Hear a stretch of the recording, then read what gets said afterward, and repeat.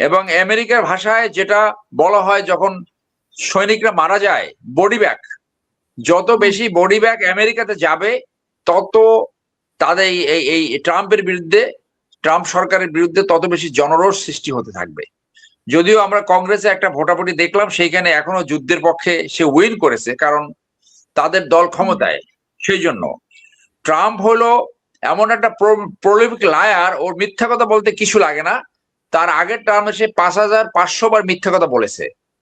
আর এখন এইবার সরকার গঠন করে প্রথম যে ইনঅগারেশন বক্তব্য দিয়েছে, সেইখানে 11 বার সে মিথ্যা কথা বলেছে। সো ওর কাছে মিথ্যা কথা বলা কোনো ব্যাপারই না।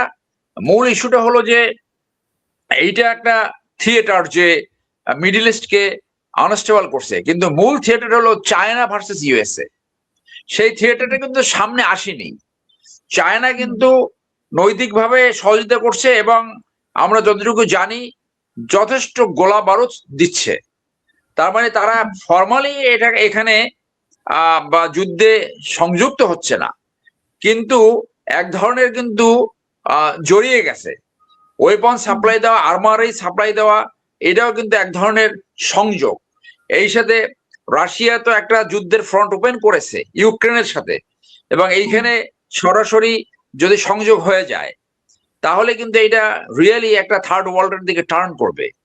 সো এই মিথ্যাবাদী এই নেতানিয়াহু আর ট্রাম্প মিলে পুরো বিশ্ব ব্যবস্থাটাকে একটা ধ্বংসের মুখে দাঁড় করিয়েছে।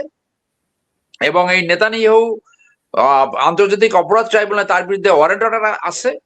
এই অর্ডার এর একটা আসামি যে মানবতা বিরোধী অপরাধ সংগঠিত করে যাচ্ছে কন্টিনিউয়াসলি, এই তাকে ট্রাম্প সাপোর্ট দিচ্ছে।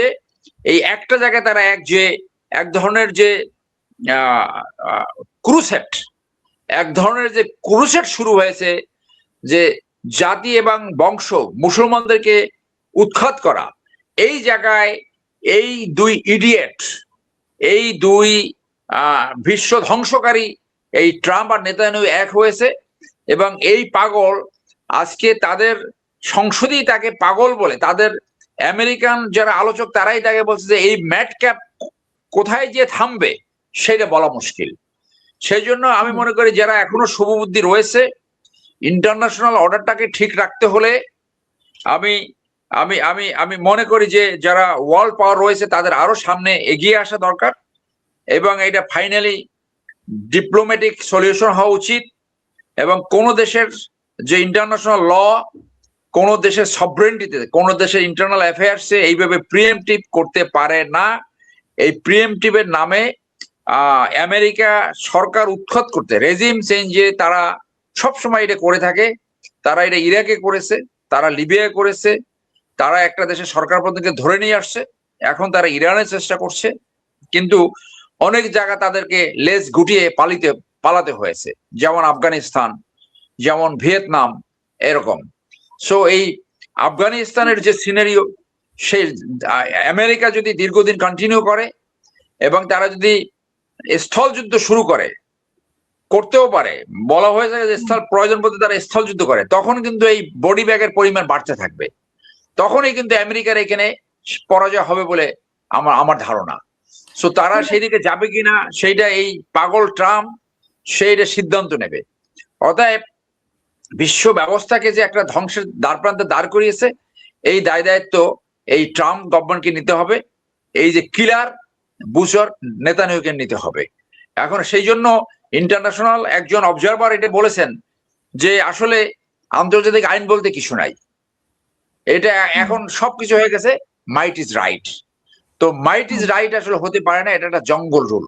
এই মাইট ইজ রাইটের কারণে কিন্তু পৃথিবী 2টা বিশ্বযুদ্ধ দেখেছে, এখন এই 3য় বিশ্বযুদ্ধের দ্বারপ্রান্তে দাঁড়িয়েছে। আমরা আশা করি শুভবুদ্ধির উদয় হবে এবং আবার বিশ্ব ব্যবস্থায় শান্তি ফেরত আসবে। আপনি জেনেছেন নিশ্চয়ই ইতিমধ্যেই গ্যাস এবং তৈলের দাম কিন্তু ইউকেতে ডাবল হয়ে গেছে, আরো অনেক কিছু ডাবল হয়ে গেছে। তো 2 দিন পরেই কিন্তু মানুষ রাস্তায় নামা শুরু করেছে, আরো বড় আকারে মানুষ রাস্তায় নামবে এই যুদ্ধের বিরুদ্ধে। ধন্যবাদ। চীন সরাসরি কেন সাপোর্ট করছে না, মানে চীন রাশিয়া সরাসরি কেন তাদেরকে সাপোর্ট করতে পারছে না? চীনের আন্তর্জাতিক বৈদেশিক নীতি তাই। চীন 2-3টে নীতি ফলো করে ইউজুয়ালি। প্রথম নীতি হলো তাদের ফিনান্সিয়াল বিজনেস যে ইন্টারেস্ট, এইটা তারা সবসময় ভালো করে দেখে। আমেরিকার সাথে তার শত বিলিয়ন ডলারের বিজনেস রয়েছে। চীন সাধারণত যে কোনো ঘটনায় প্রতিক্রিয়া দেয় একটু ধীরে সুস্থে, খুব কুইক প্রতিক্রিয়া তারা ব্যক্ত করে না। আর একটা জিনিস হলো তাদের আর্মি কখনই বাইরের কোনো দেশের পক্ষে কখনোই লঞ্চ করে না, এখন পর্যন্ত কোনো উদাহরণ নাই।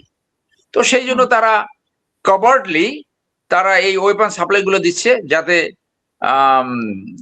ইরানিয়ান তাদের যুদ্ধ চালিয়ে যেতে পারে। এবং যদি এটা স্থলযুদ্ধ হয় তখন রিয়াল যে স্কার্মিশেস, খণ্ডযুদ্ধ, মানে ব্যায়োনেট চার্জ ইত্যাদি এইগুলো হবে।